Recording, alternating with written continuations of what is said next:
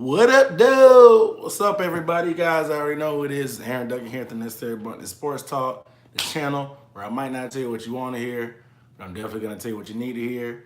And you know I give recap and analysis of the best division in the NFL, the NFC South. So if you want to see more videos, go ahead and subscribe. What's up, Kids Kitty? Checking in.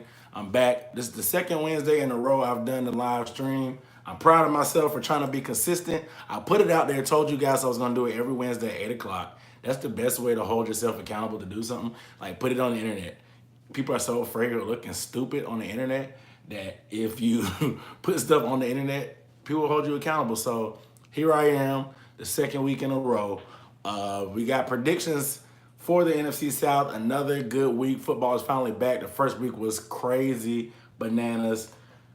Crazy turkey, bananas. It went ham, turkey, all that crap. But we got a lot of good stuff to talk about tonight. You know, it's been a crazy week, man. There's been a lot of injuries. The injury bug is biting hard and early this season, man. I know, especially around this division, man. I know we had a lot of different injuries for the Falcons when they played the Eagles. They played on Thursday, and I guess a lot of information just came out because practice just now started for most teams on Wednesday. The Panthers had a lot of injuries, of course. We knew about those during the game, but just kind of got some more clarification. And the Bucks kind of got some news today about those injuries, so we'll get into that. No question. I'm excited, guys. Week 2 is finally here. Week 1 was pretty different for me. As you saw from some of my recap videos, I lost some money betting on the Saints. That crazy upset between the Bucks and the Saints. It was really crazy. I mean, the Saints gave up 48 points at home to the Bucks. Yes, they put up 40, but it reminded me of the Saints of the past, not last year's Saints that we saw almost make it to the NFC Championship. It reminded us of the Saints that had the historically worst defense ever. But I expect them to bounce back, no doubt. Like I said, there are people saying they've been known for slow starts. Even last year they started slow when they played the Patriots. However, that was the Patriots. This past week was Ryan Fitzpatrick and the Bucks. So it's definitely a little concerning, but a lot of this stuff, yeah, definitely Hurricane Florence. Yeah, man. Shout out to everybody in the Charlotte area, in the Carolina area. I know a lot of my family is up there. You guys be safe. Hurricane Florence will be here, I think Thursday, well, tonight, I guess. That's tonight. 2 a.m., I think they said they're rolling in. So make sure you guys be safe. I'm not sure when the Panthers are traveling. They didn't really Ron Rivera didn't give a lot of details today on his interview. So I'm not sure about when they'll be traveling, but make sure you guys stay safe. I know there's a lot of mandatory evacuations. If you are, please drive safe. Please find somewhere safe. Atlanta, I think by the time it gets here, it's only going to be a tropical depression. But this has been a crazy hurricane. It's been so powerful and big and the track has been unpredictable, so nobody knows exactly where it's going. I'm not a weatherman, so I'm not going to act like I am. But like I said, I've been watching the news. You guys just be safe. If you're in the Charlotte area, I know if you're a Panthers fan, you may be in the Charlotte area watching this. Please be safe. Hot Somebody's with you. If you are in the Charlotte area, I appreciate you tuning in, especially in a time like this. But I advise you to be safe. This video will be here when you get back or when the storm passes through. So please do what you have to do. Check on everybody that you know, all your loved ones if you're on the East Coast with me. So let's go. I'm gonna go over the 3 games, basically the predictions, and then I'm gonna answer all you guys' questions at the end of the show. I'll let you guys give me some rapid fire questions. Anything random you want to ask, anything about the games, and my opinion on stuff. I watched all the games again. The condensed game. I didn't break down the film a ton. This time I did break down the Panthers game initially, and then I did watch the Panthers Falcons game from last year and broke that down. But I didn't break down this Week 1 film in too much depth. But I definitely have a familiar feel about some of these teams anyway. So we'll get into that. Super fast boy. My favorite player in NFC South. I don't know. Who's my favorite player in NFC South? I'll probably say Luke Kuechly, man, right now. I like offense, but Luke is probably my favorite player. But I'll say this. I'll save you guys questions for the end. I had a close friend that watched on the live stream last time tell me that I need to stay on topic. The comments are good to interact with, but don't get off topic and stay on topic. They got pissed at me about that. So that's my goal, to stay on topic. And I'll try not to ramble and go on for an hour like I did last time. I'll try to give you guys that meat and potatoes like that. Like I said, we're going to get into these games and these predictions. I may do some breakdown videos later in the week. I'm going to try some different style of videos on the channel, guys, just to see what sticks to the, because our channel's still growing. So I'm going to try different things that will get the videos out there, get some more recognition. A little bit different than stuff I'm doing. I don't want to get into a rut doing what I'm doing. I'm trying some different things, like maybe breaking down a big play every week, because just to show you and teach you how some of this stuff happens. Because I know on TV it's kind of hard to see, but with me having Game Pass, I have access to like the wide camera angle to see what all happened and why something happened. I was working on a little tape for the big play that Deshaun Jackson had. I know it's already been broken down by Anthony Beck from the Bucks, but I want to give my own interpretation on it, and I'm trying to do that. Keep in mind, guys, I do everything on YouTube from my phone, so I gotta get kind of creative sometimes. So we'll see what happens, but I'll try to do a big play every week, breaking down that.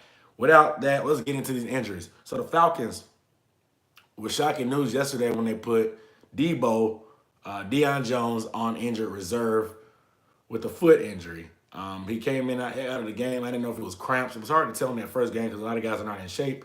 You thought it was cramps, but it turns out he had a foot injury. And feet are very sensitive.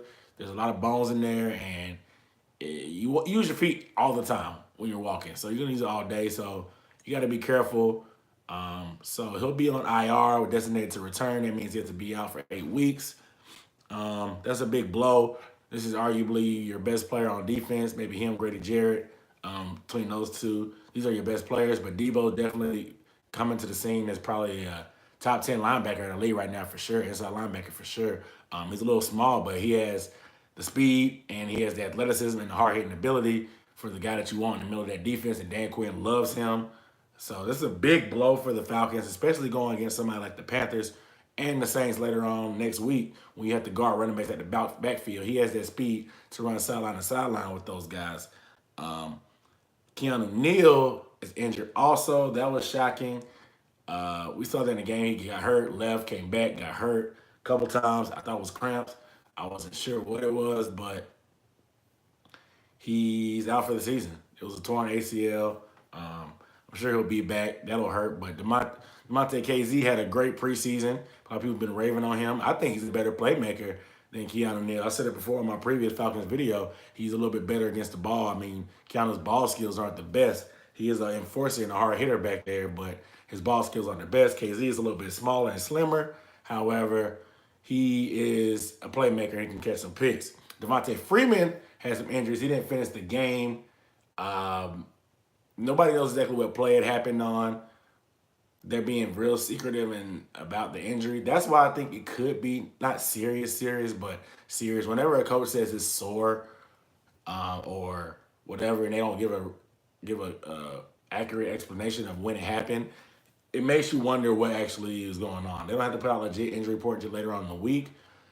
So we'll see what happens there. But Tevin Coleman, that's why you have two backs. However, you never know. This is going to make the situation between Tevin Coleman and Devontae Freeman very messy because it's a contract year for Tevin Coleman. Excuse me. Thirsty. Contract year for Tevin Coleman. However, they don't have the money probably to bring him back because they got to sign Grady Jarrett to a new contract. They're going to have to sign Vic Beasley, decide to bring him back or let him go. So those guys are kind of some fringe guys. I'm pretty sure Grady Jarrett will come back. Vic Beasley, I'm not sure, but you need two running backs in this league, especially with Devontae Freeman having the concussion problems and him being a bruiser running back and him being so small. So Tevin Coleman will definitely be in the mix this week a lot with his speed. That'll be needed against this Carolina defense. But we'll see what Freeman, he didn't practice today. They said they were just holding him out because he's sore, quote unquote. So whenever somebody says sore, usually coaches will say a sprain. If they say it's a sprain, that means it could be ligament damage. So that's the only reason I'm kind of optimistic about it not being structured. However, he might have hyperextended it doing something, so I'm not sure what is going to happen for Devontae Freeman. The name of the linebacker that they signed, that they had with the team that they got from the Eagles, and I guess they let him go and then bring him. I don't know. I can't remember his name right now. He was a candidate to start, but I'm pretty sure they're going to kick Duke Riley inside to start there. Duke Riley, he's been kind of up and down. in his career. This is his second year, of course. They want to put him in because he's very athletic and another LSU linebacker like uh, Debo Jones. But Duke Riley can have some mental mistakes every now and then. It kind of just makes you want to pull your hair out. No pun intended, because he's the one with the yellow hair hanging out of his helmet. But we'll see what he has, man. What's up, Nashville Saint? Welcome back. But we'll see what Freeman has, and we'll see what Duke Riley has on the inside. Um, we'll see, man. I'll do some more breaking down of maybe that matchup in another video in a little bit more depth. Moving on to Tampa Bay, I'll just touch on one injury they had. Hargraves, he got hurt. He's on IR. I think it was his ACL for Hargraves. I can check on that, but it's tough. He's one of your slot corners, and he plays from outside too. With Brent Grimes being out, Vernon Hargraves played a big role. He had a big play last week, causing that fumble. So yeah, Corey Nelson, that's the linebacker's name from Atlanta. Appreciate it, kid. Kid Skitty.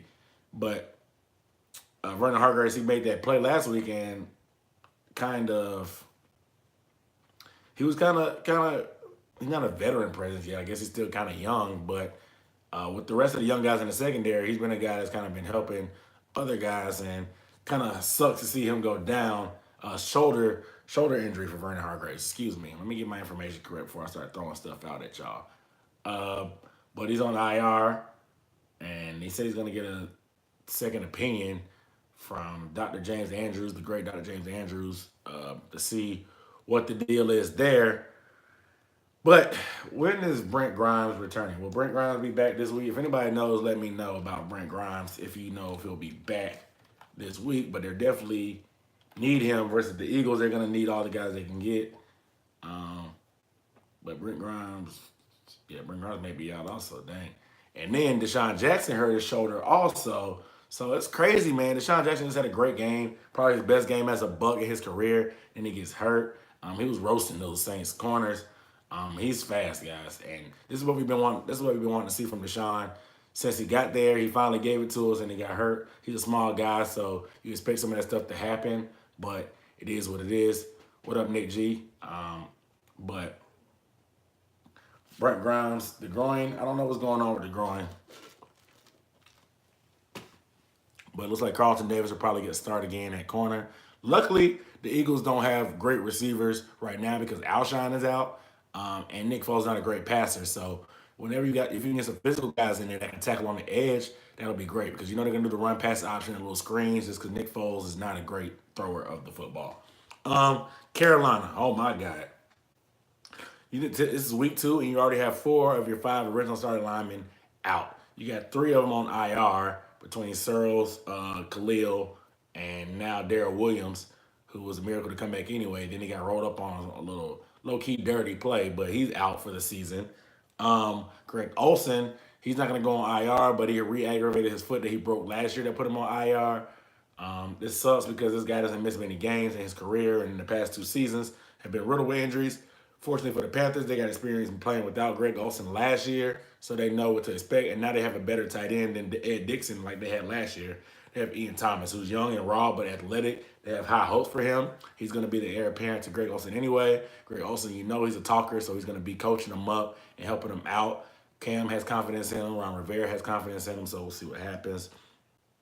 And out of nowhere, Trey Turner, the Pro Bowl guard, he was in concussion protocol. He came in, said he wasn't feeling good from the Cowboys game, and now he's in concussion protocol. I'm not no word on what's going to happen. You know, it's always weird with these head injuries. You can't get an x-ray or anything for a head injury or whatever. You kind of just play it by ear. He'll go through the steps in the protocol to see if he can move through it. Hopefully he'll be ready for the game in Atlanta because you definitely need him against Grady Jarrett on the inside, of course.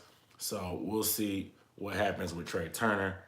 They signed some guy named Clark who started some games from Denver, but he had an injury, so if you don't, it's hard to find linemen during the year, guys. Like, you can't really just trade for guys and plug them in. You need guys that can play together before they build that chemistry. And it's weird because if there's any lineman quality, there's no quality lineman out there just to sign. Because if they were quality linemen, they'd probably be on somebody's team already.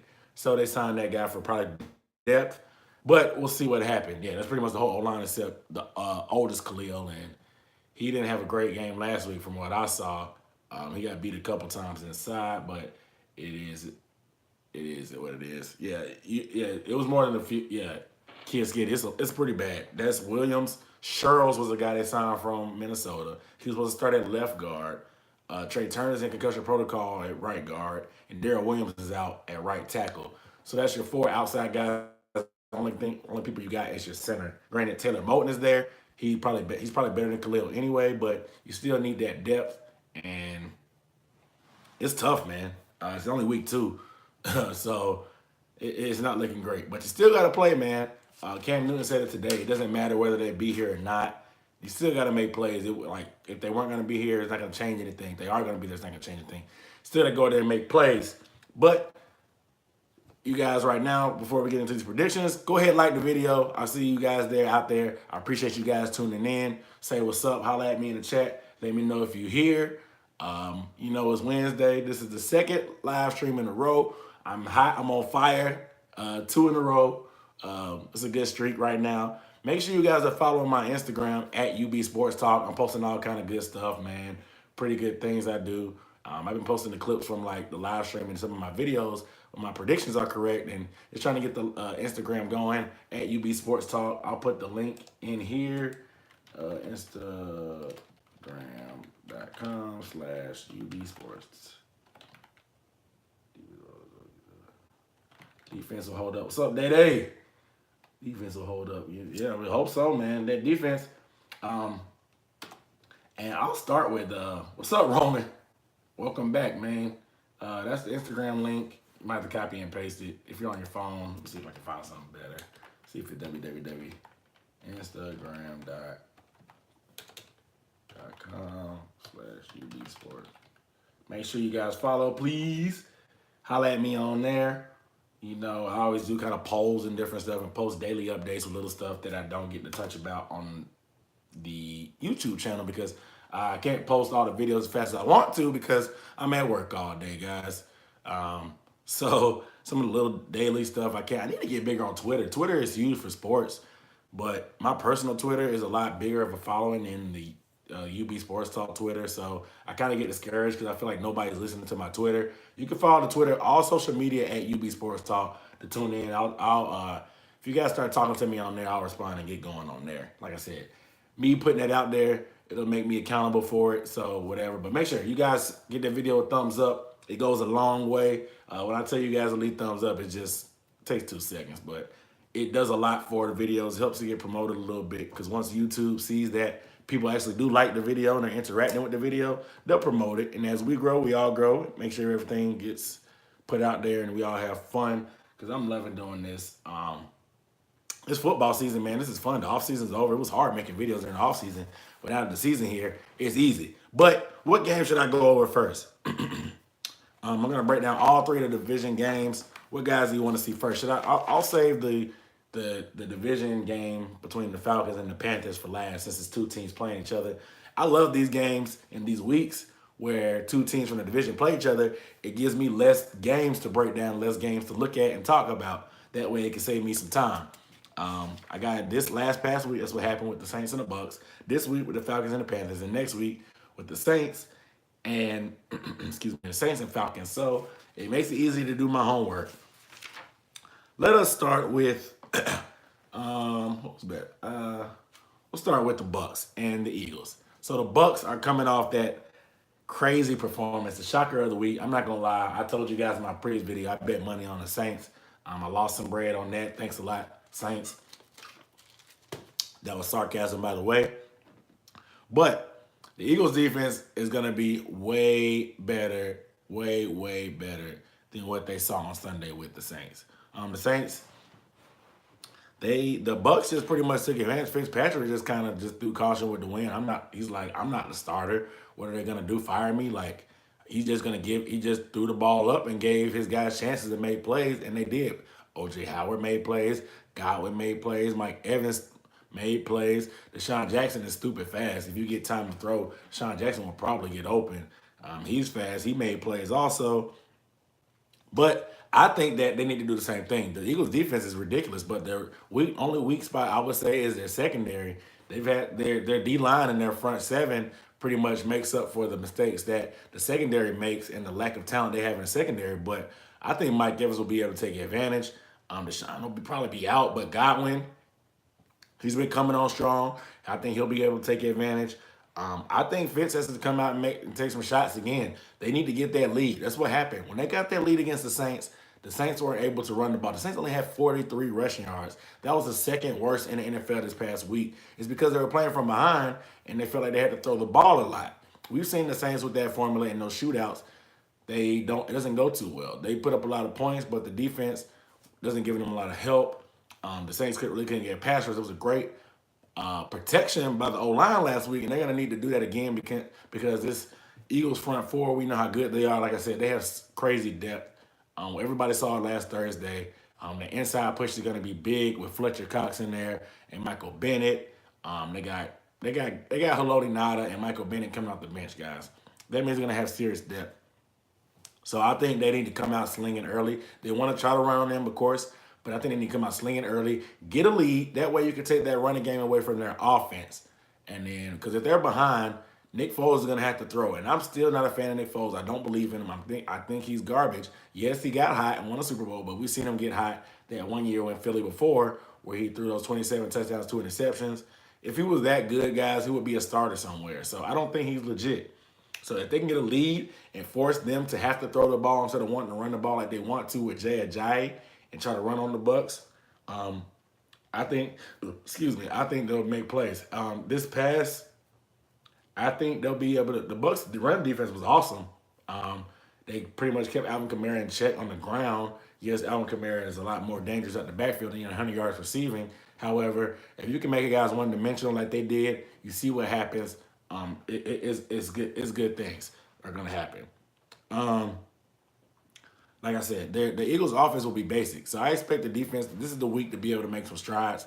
If that D-line versus the new and improved D-line needs to step up against the Eagles' front five O-linemen who are pretty big and pretty solid with Trent Williams, who is a massive man. He'll be going against JPP. JPP is familiar with Trent Williams going back to their days when JPP was on the Giants. They faced off before. We'll see what happens there. But I think the defensive line needs to step up, help get a push, help keep Quan and Levante clean to run and make plays like they did last week on the run game. Shut that run game down because Ajayi's a bruiser. They have like 3 different backs between Clement, Ajayi, and Sproles. So they got a lot of guys they're going to bring at you, man, with different skill sets. So these guys got to be ready to stop that run. Defense need to step up. The spread is the Eagles by their favorite by 3.5 points on the road at the Bucks. The keys to the game would be the Bucks making the Eagles one-dimensional. What I think is going to happen, I think it'll be. I don't think it'll be a low. I don't think it'll be. Of course, it's not going to be a high-scoring game. I really want the Bucks to win. Do I think they're going to win? I'm not exactly sure. I want the Eagles to lose though. But I would love to see the Bucks win this game. But I predicted them preseason to lose this game, so I got to stick with my guns and be consistent. I don't want to be like Colin Cowherd or Stephen A. Smith, where I change up my opinion every time just to sound like I'm right. I'll stick with that. I'll pick the Bucks.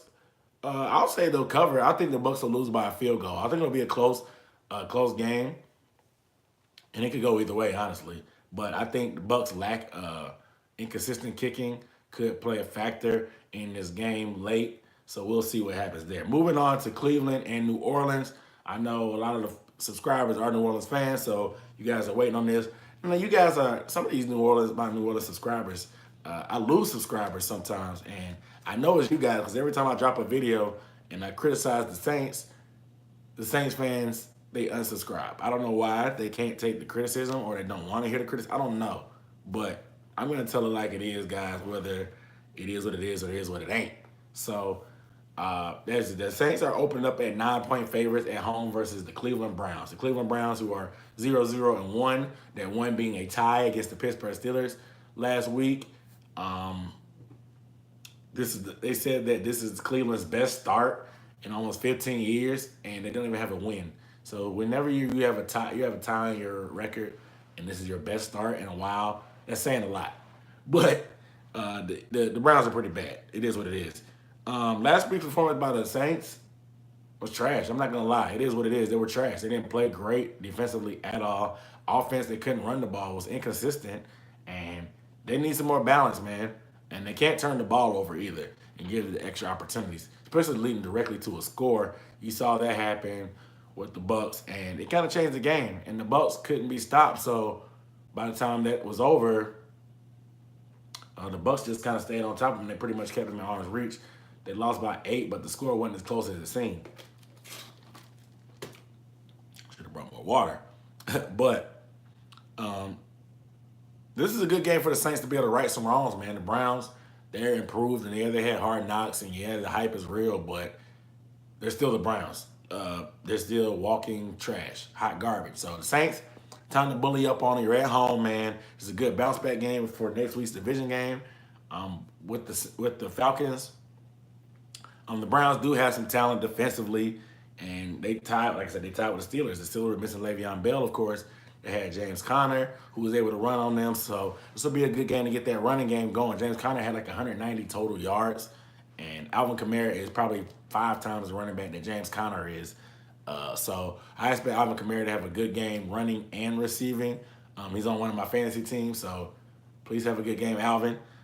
But the Browns, they do have Greg Williams as defensive coordinator. I don't know if this is his first return to New Orleans since Bounty. I doubt it. I know they played the Rams last year when he was there. Or was he there last year? I don't know. But I think they faced him. But I don't know if he's been back to the Superdome since Bounty Gate.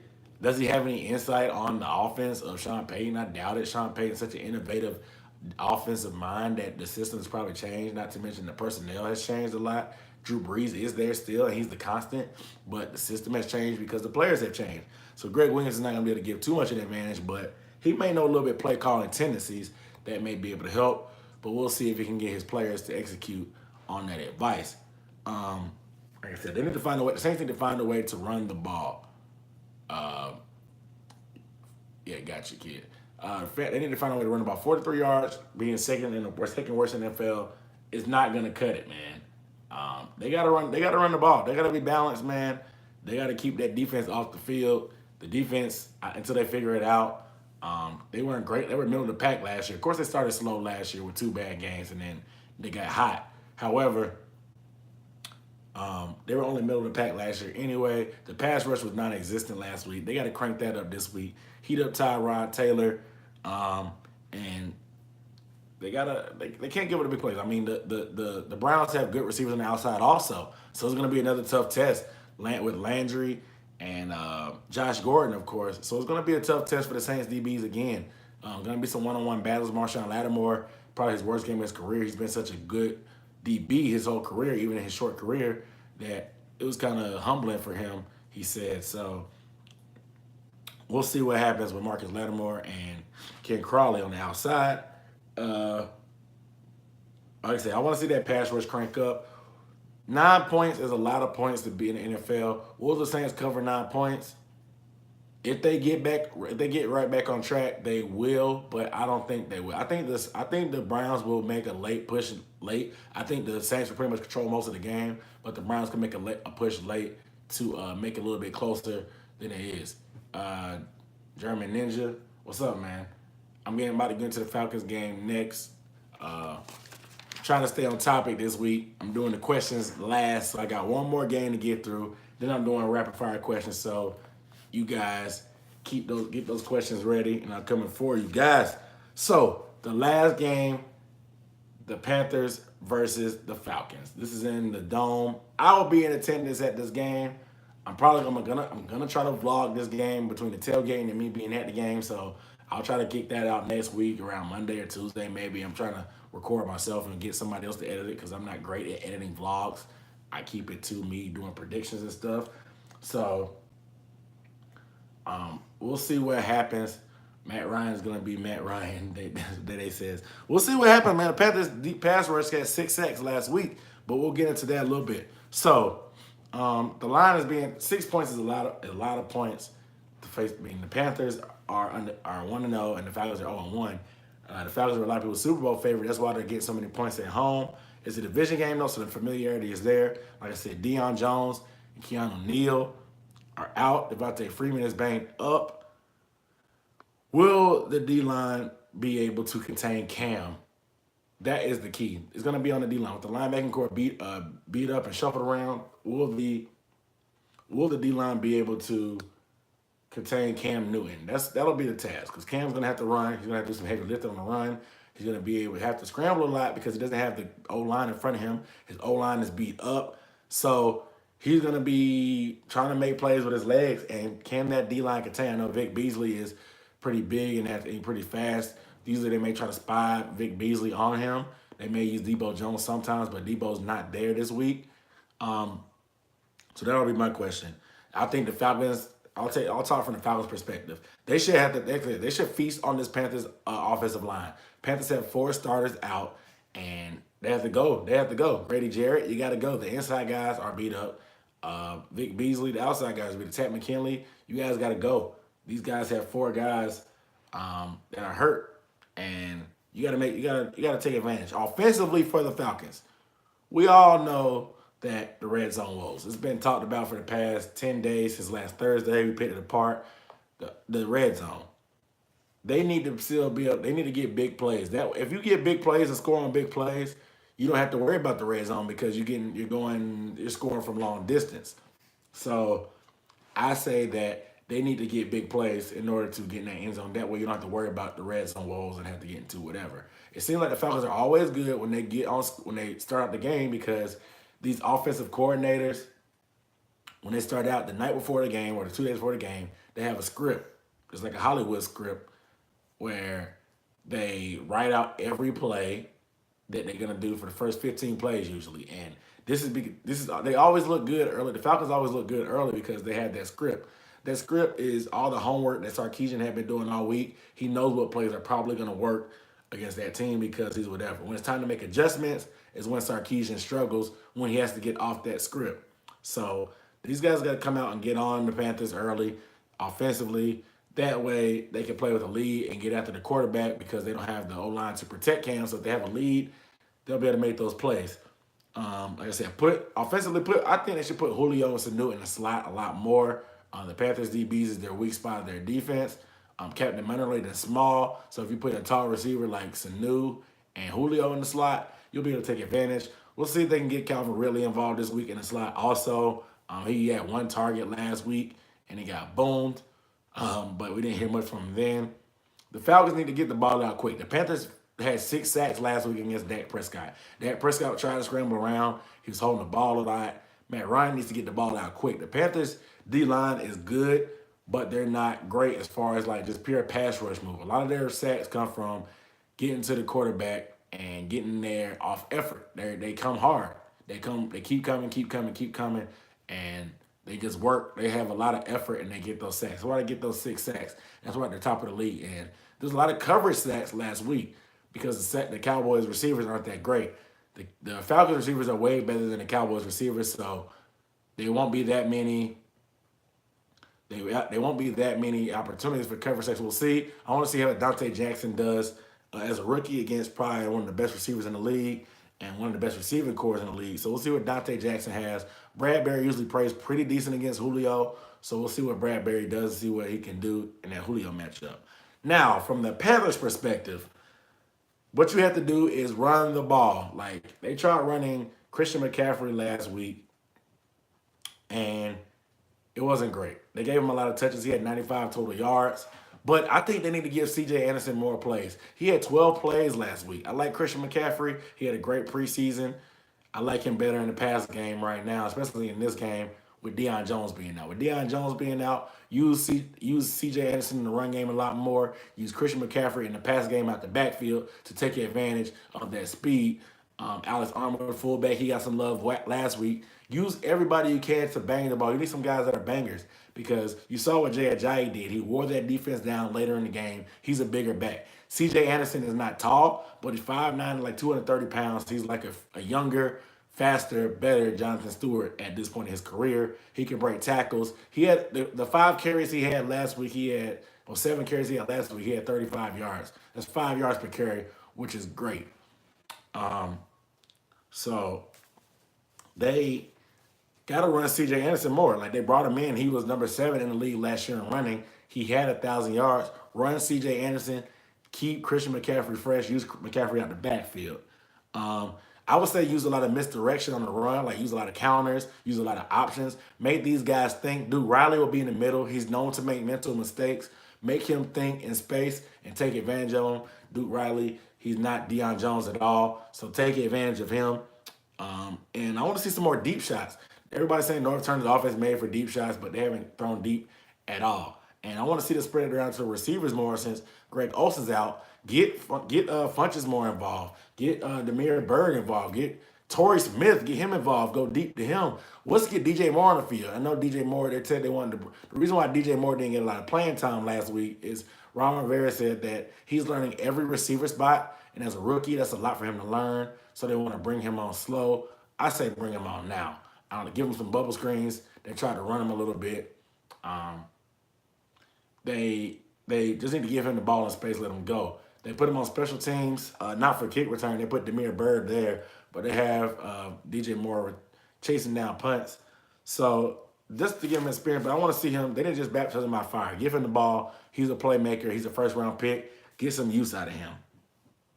Olsen is out. I want to see Ian Thomas step up, see what he has. He's a little bit more faster probably than Greg Olsen, but he's just not as smart and savvy as Greg Olsen, but he can make plays. Defense, they got to get a quick rush and make Matt Ryan one-dimensional, make the Falcons one-dimensional, make them pass happy. KK Short can be a tear. He has caused problems for the Falcons in his career. Brandon Fusco is the kind of the weak link. Let's take advantage of him on the inside. KK had 2 sacks last week. Fletcher Cox on the inside took advantage last week of the Falcons. So KK Short, he's a good defensive tackle too. He can take advantage. I want to see Pepper step up. Pepper started kind of slow. I want to see that happen. So we'll see what that D-line can do in front. Like I said, get a quick rush because Matt Ryan's going to be trying to get that ball out quick because last week he was holding on the ball way too long and he didn't really scramble a lot either. He was kind of indecisive in the pocket and he kind of made some dumb mistakes down the stretch that made you wonder what was going on in his head. So if you can kind of rattle him, that'll be a good thing. They'll be at home. It's their home opener, so they're going to be rocking. They're going to be juiced up. So the Panthers defense got to come out and set the tone. I actually watched last year's game on New Year's Eve. The defense played great. The score was the score was 22-10. I was at the game, so I didn't really remember it. Like, it's funny that you don't get to remember all the stuff that actually happened at the game when you're at because you're so hyped and you're yelling so much. But when you watch it on TV, I realized that the game was a lot closer than I thought. The offense played like trash. Cam played like trash. But the defense, I think they might have held the Falcons to 5 field goals and 1 touchdown. The Falcons had a touchdown on the first drive, but after that it was just 5 field goals. And Cam had like 2 picks. He had a bad game, and I don't know what was going on. I think they were just in playoff mode already. They already knew they were going to the playoffs, and they kind of just laid an egg. But they need to get right on that. If the Panthers, 3 picks, yeah, I forgot that one at the end, that garbage time pick. Appreciate that, Jeremy, for clearing that up. But the last thing I'll say about the defense, stop the run and contain Julio Jones. Like you said, yeah, you're right. Double Julio Jones and make the other people's work for their money. Yeah, make them prove that they can make plays. Sanu and really didn't have a lot of action last week. Of course, Julio had the 19 targets. So you know Matt Ryan's going to be looking to try to spread the ball around this week instead of forcing it to Julio, but contain Julio. We've seen Julio have 300 yards on the Panthers in the dome before, so they had to contain him. Bradbury was hurt that game. He was a rookie then, and Benet Ben-Wickery was guarding Julio, but Ben-Wickery's gone. He's in, I think he's in Arizona now, but he's gone. But Bradbury, he will need to step up. Dante Jackson, he's fast. He's not as physical as Julio, so that'll be a weird matchup. We'll see if Bradbury will follow and shadow Julio around on the field. We'll see if they do that. I doubt it, but maybe they will. Eric Washington, you never know. But, all right, my prediction for this game, I think the Panthers will cover. They won't lose by 6. I think it'll be a late field goal by the Falcons. And I picked them to split the series. I picked the Falcons to win 1, and the Panthers to win 1. I think the injuries will be too much for Carolina, and the O-line that doesn't have enough protection. If they can run the ball, they'll be able to make something happen, but that pass protection was going to be not good enough for Cam. I'm going to feel bad for Cam having 4 starting no linemen out, but we'll see what happens. If they can keep that run balance and get McCaffrey and CJ Anderson involved, they definitely have a good chance. And I wouldn't be surprised if the Panthers pull an upset. But like I said, I had them both winning one game in this series. I had the Falcons winning at home and the Panthers winning at home. All right, you guys have been talking and chatting. I'm going in for the questions. I'm scrolling up. I'm starting from the top. We'll see. All right. Who's my favorite player in NFC South? Super Fast Boy asked earlier. I'll answer it again. Luke Kuechly's probably my favorite player right now. I like KK Short, man. I don't know why. I like D Lyman, man. It's kind of cool to me. I like KK and Luke, but those are my 2 favorite players probably. If Alvin Kamara wasn't so weird looking and dressed like weird, he would probably be one of my favorite players also. But his off the field swag kind of is questionable to me. But as an on field player, I like Alvin Kamara. Jeremy said he likes Julio. Of course, you're a Falcons fan. He's the best player on your favorite team. You're gonna be a fan of Julio. Bucks going to eat the Eagles. Eric Harnett said, "Hey, the Bucks, man, they finally got the press they wanted Tuesday. What you wanted, like the Bucks fans, they felt real disrespected by not getting talked about, well deservingly. But the way the media works, a lot of these teams when they're not that good all the time and they finally get some hype, they start smelling themselves and they start believing the hype, and that's when they start playing bad because they start feeling themselves and people start talking about them and they start getting geeked up like they're good and their confidence may get too high. And I hope that doesn't happen to the Bucks. You want them to stay under the radar. That way, by the time everybody catches on to how good they are, it's too late. They're already in the building and they already built momentum and already got things going. Already checked Nashville Saint. Already checked in with him. What's up, bro? They said the defense will hold up Sunday. I think the defense can hold up, man. They got to. Like I said, they played a lot better than I thought. Like I said, they only gave up 1 touchdown last year's game in the Dome and 5 field goals. So if they can do something similar to that, I mean, maybe even less, and the offense just has to help them out. They have to play complementary football. They were talking about that in the press conference. The defense can't do all the heavy lifting. The offense has to do something. The defense maybe can get some turnovers, but they help set up the offense. But that's the only thing I can say. Moving on. Fantasy League, Kia Skid, he said Fantasy League. What was your question exactly about the Fantasy League? I know it was kind of late. Daily, we can do daily fantasy maybe, but I'm not a huge fan of starting fantasy leagues like after the season starts. I mean, you can still play on NFL.com and ESPN, I think, late, but I'm not a huge fan of doing that. But daily, I'm probably going to try to get on daily. Maybe this week, we'll see. I was talking to one of my friends about daily today, and I was saying I was going to try to get on it soon. I may wait till basketball season. I may not put too much effort into daily if I do play. I may just find somewhere to JD say at me, bro. Yeah, it was you I was talking to about daily. But I may try to get I have a website that I go to that gives out free lineups for daily, and I may try to do that. So we'll see. I may just do that, but I'm not gonna play anything significant and put a bunch of effort into it. I got enough stuff going on with the YouTube channel, my regular fantasy leagues, and trying to watch all the games and the film and stuff and all like that. And I don't know if they answered your question, Kia Skitty. If it did, good. If not, let me know down below what else you wanted.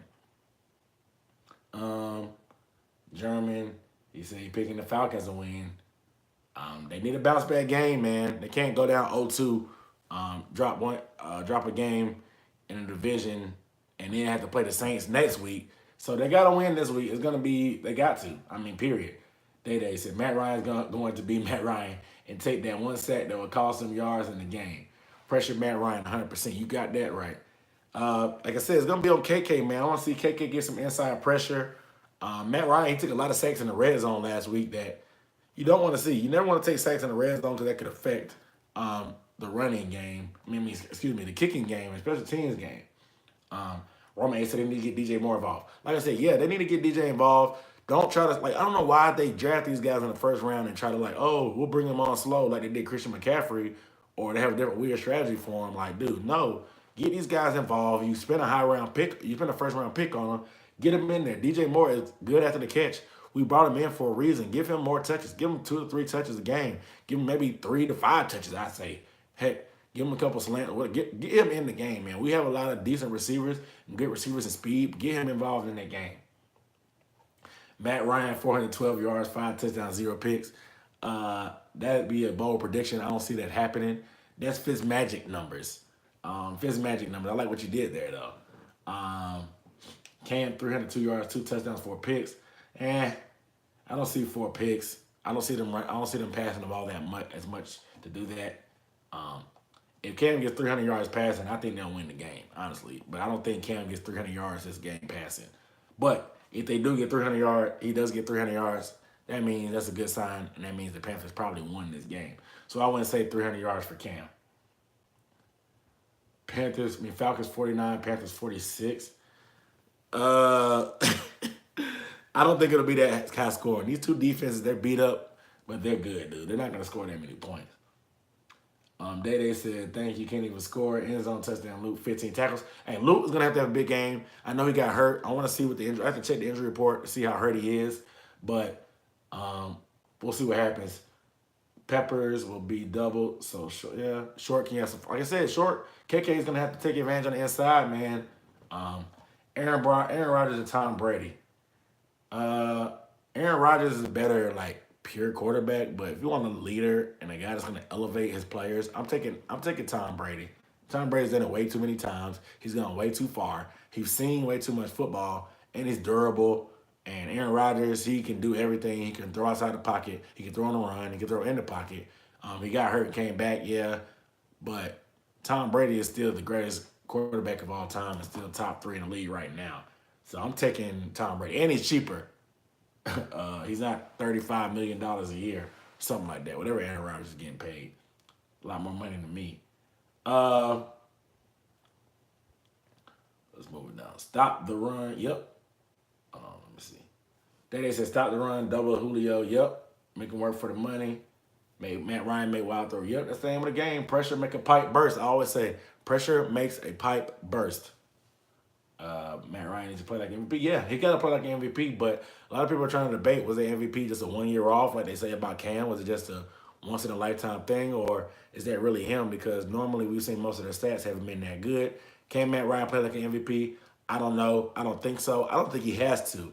I think he needs to just be a high-echelon game manager. You have the weapons around you. Get them the ball and let them work. Make some checks. I know Sarkisian doesn't always call the best plays, but you've been in the league for a while, man. You can change the play a little bit if you want to. Get your playmakers the ball, let them do the work. Don't try to be a shooting guard, be a point guard. Just pass the ball, let everybody else shoot and score. Jones get people fired. Yeah, you're right. Julio got Ben Wickery fired after he got that 300-yard game. JD with the middle finger. I wouldn't expect anything less. Luke and Greg Olsen, your favorite player. Yeah, everybody loves Luke, man. I saw a jersey. I saw a jersey somebody had. It was a Luke Kuechly jersey, but they customized it and put Luke with LUUUUUUKKKKKEEEEE like Luke. It was pretty cool. I thought that was pretty thoughtful. Greg Olsen, yeah, man. He's one of my favorite players too. I love him, man, but he's being hurt.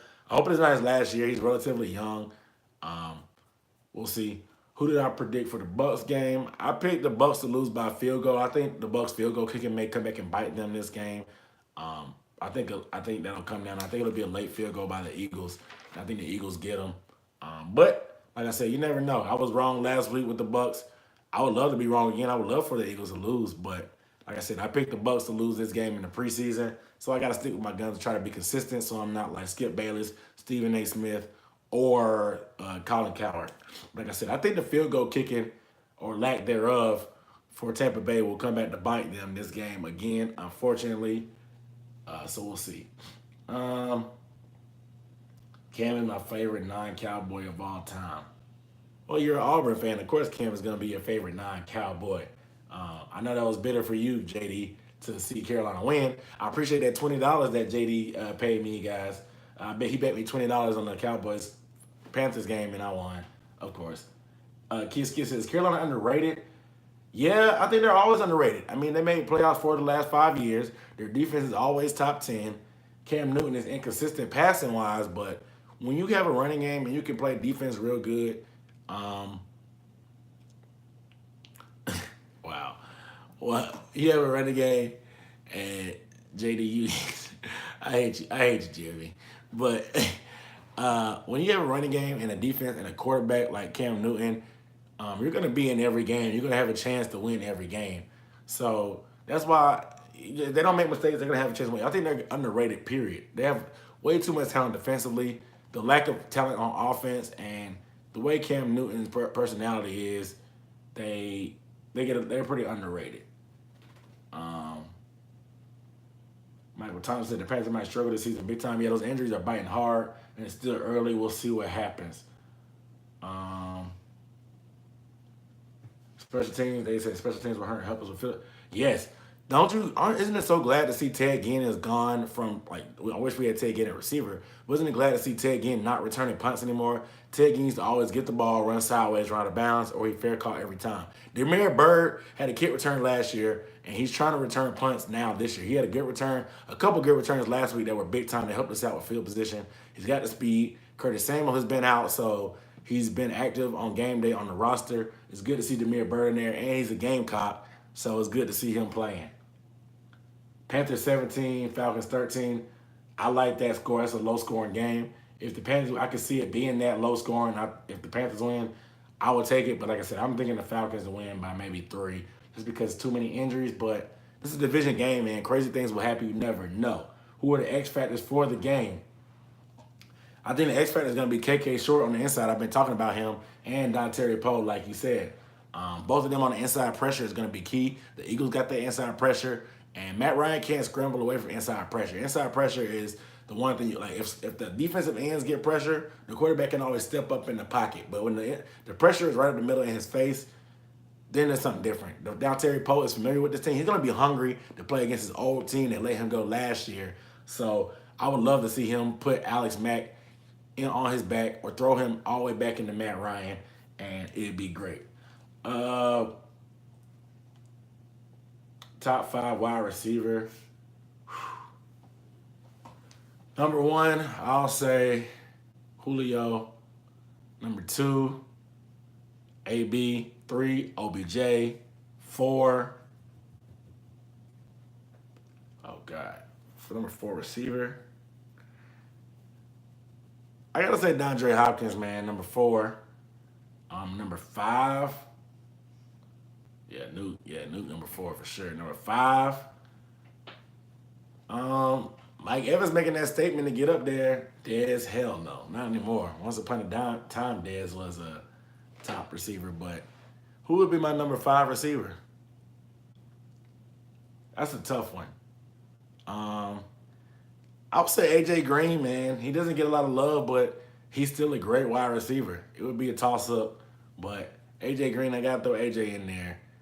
Yeah, Odell was my number 3 on that list for sure. So it was Julio, AB, Odell, DeAndre Nuke Hopkins, and AJ Green are my top 5 wide receivers. Neil and Deion Jones in the IR. Yeah, Falcons are done. Yeah, their defense is pretty good, but Deion Jones, he'll return, but he's the heart and soul of that defense, man. It's going to be crazy. Ted Ginn pissed off running out of that. Yeah, exactly. Yeah, that was crazy in the Super Bowl. Don't bring back bad memories. Keenan Allen. Yeah, he's definitely up there. He just got to stay healthy. If he could stay healthy, he'd be a lot better. And he plays for the Chargers. The West Coast teams don't get a lot of TV time. Tyreek Hill is he's showing that he can be a better, like, dude, this dude is, he's so much faster than anybody else in the NFL. It's really ridiculous. Like, there's not too many guys in the league that they're noticeably, like, everybody in the NFL is fast. There's not too many guys in the NFL that are just noticeably faster than everybody else. Like, they completely look like they're moving at 2 to 3 times the speed as everybody else on the field. And that's Tyreek Hill. From the punt return he had to the deep balls that he caught in preseason to the 2 other touchdowns he had in the game, Tyreek Hill is a freaking like, dude, there's a reason why his Instagram name is Cheetah. Like, they had to give it to him. Like, you mean to tell me that nobody else had the name Cheetah before? Like, yes, Cheetah. That is the perfect nickname for him. He is ridiculously fast. Like, I don't even know how good of a receiver he is because he's just that much faster than anybody else in the league. They said AB, then Julio, then Michael Thomas and Odell. Michael Thomas been putting up numbers. Michael Thomas has great hands. Is Michael Thomas a product of Drew Brees? I don't know. We'll find out for sure when Drew Brees retires. But Michael Thomas definitely has the numbers. He deserves to be discussed because he has those numbers. Tavon Austin, Allen Hurns, they're at the bottom of the list. We see how well they did last week. Cole Beasley, he's the best receiver on the Cowboys. Now you're just trolling. Michael Gallup, yeah, you're just trolling now. But my bets this week, let me look at this betting. Let me see if this is the last thing I'll do before I sign off. Who do I like? I like Cleveland to cover that 9 points against the Saints. I like the Panthers to cover. I don't even do regular bets anymore. I've been teasing for a while, which are basically parlays, but they give you extra points on the spread. If you don't know about sports betting, it is what it is. But I may take the Redskins. They're up by 6-point favorites. I might tease that and tease that down to a pick 'em. Let's see. The Jets and the Dolphins. The Jets are favorites against the Dolphins. Nobody got to watch that Dolphins game because they had like a 5-hour rain delay. But the Jets, we all saw that. So I think it's a trap on that game. Miami playing there. There's a division game. I like Miami in that one just because the Vegas, they know, man. They know how us regular folks think. They know we all saw them play on national television. Everybody's in love with Sam Darnold. But the Dolphins, I don't know how they win games, but they may somehow win that game. I got them winning that game. The Chargers and the Bills, take the Chargers all day. The Bills are trash. 7.5 points. That's nothing. I would take the Chargers all day on that. I'm all over that. Chargers bouncing back after losing to that. But I don't know. You got to be careful when you see those West Coast teams traveling to the East Coast and they play at 1 o'clock. Always take the home team. Always take the home team because that time zone difference. But think about it, it's 3-hour difference. They play at 1 o'clock and they're from the West Coast. It's like them playing at 10 a.m. and I barely want to get out of bed at 10 a.m., let alone play a football game. So think about that. The Rams 13-point favorites against the Cardinals. Jesus Christ. I don't know about that either. Jacksonville, New England will be a great game. New York and Dallas, that'll be a good game also. We'll see if the Giants can get back on track. We'll see what happens. Day says the Panthers will steal a win Sunday.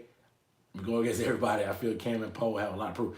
You know Poe is going to be hungry because it's against his old team, so we'll see what happens there.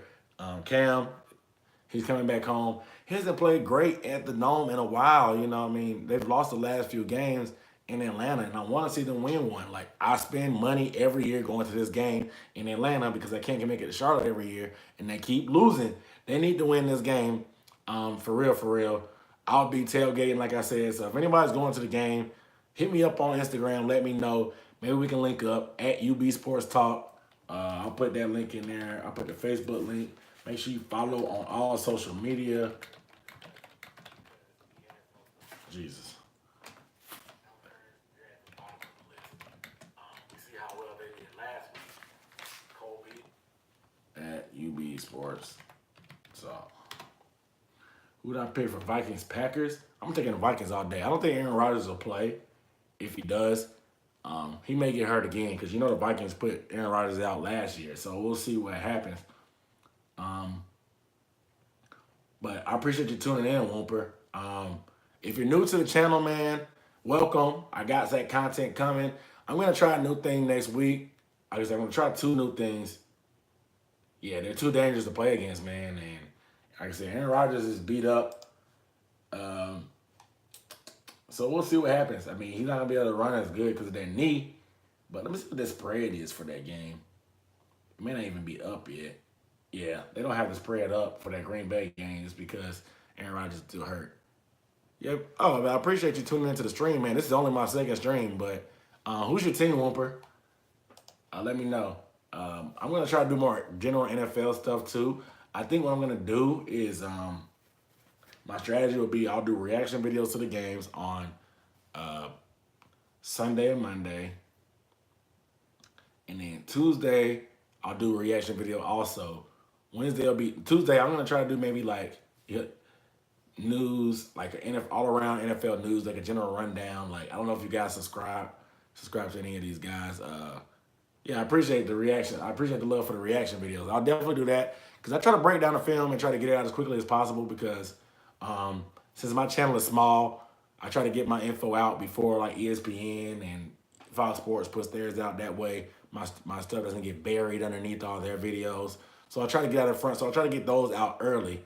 But I'll try to do like an NFL news like this on Tuesday since everything's probably done pretty much with Monday Night Football. It's the end of the week.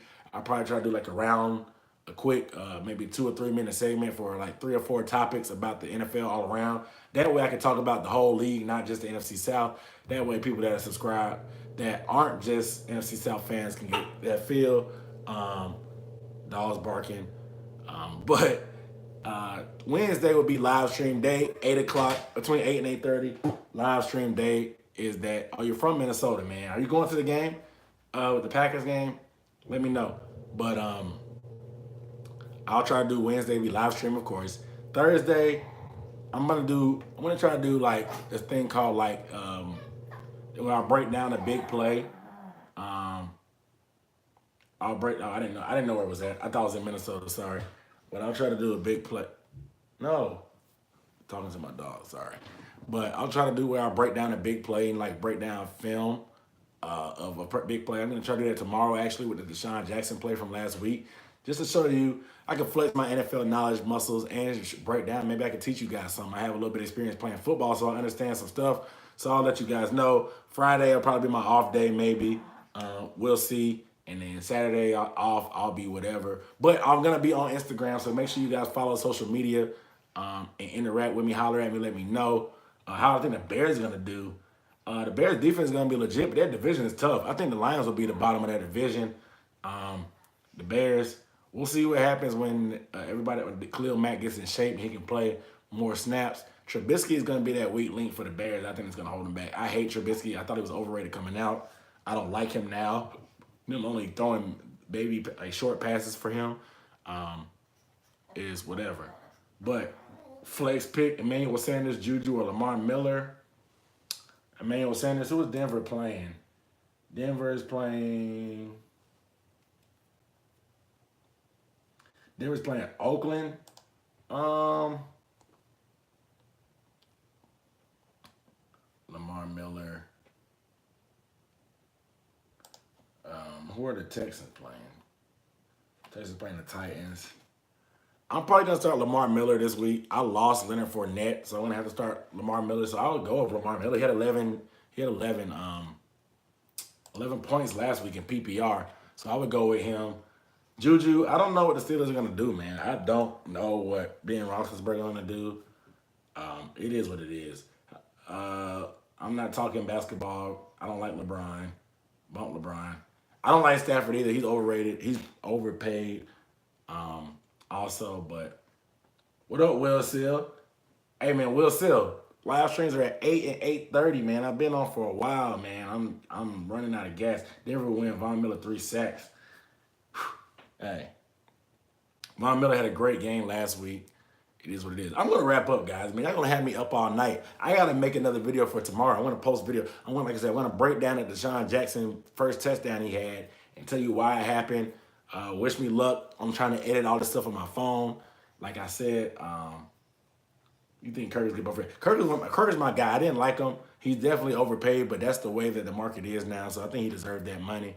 But I think Kirk will be that missing link for y'all, man, to help y'all go. Y'all are actually, Minnesota's actually my NFC pick to go to the Super Bowl, Whomper. So don't let me down. Your boys better not let me down. I like Kirk Cousins. And if he can make do in Washington with the garbage weapons he had there, he has way better weapons in Minnesota. So we'll see. I got to go back and watch that Minnesota-San Francisco game because I think Jimmy Garoppolo's overrated too. I said that before, but whatever. You're on Central Time right now. All good, man. On Eastern, it is what it is. But like I said, I don't know where a lot of you guys are from, so that's the thing about it. It's kind of shocking to me. But this video will be posted up later, so make sure you guys get this video a thumbs up. Let me know where y'all from. If you're gonna be around, let me know where you're from. leave a comment so I know kind of maybe I can tailor what time I do the live stream and live stream to what's going to happen. That way everybody can be here and be able to see it. They said write every comment down. I'm going to come back to those comments. If you're right, I'll give you your props, Day on those predictions. We'll see. You said KK and Poe going to have 5 sacks. You said Cam's going to have a good game. We'll see what happens, Day. Usually Eastern. Okay, cool. Well, like I said, everybody that's in the Carolinas or on the East Coast, y'all be safe, man. If you're evacuating, please be safe. Yeah, I think Prescott is overrated. Yeah, for sure, no doubt. I think that he's a product of a good system. But it is what it is. Charlotte, yeah, man. Y'all, Charlotte, if you're in Charlotte, hold your head. If you're in North Carolina, period, man. Stay safe, stay dry, stay warm. It's not that hot, but you're in Raleigh. So Roman, are you evacuating? You said you're in Raleigh. Are you evacuating? Let me know. I know a lot of my people are in Greenville, South Carolina. They're not evacuating, but I know Charlotte's in a little bit more of a closer line. I think y'all supposed to get the hurricane's supposed to come maybe Thursday or Friday. Like I said, y'all stay safe, man. Like this is a crazy time of year. Oh, y'all evacuating? Okay. Well, you guys be safe, Roman. No doubt. Make sure you guys pay attention to the news and watch out for this forecast. Shout out Jeremy. Shout out to A64.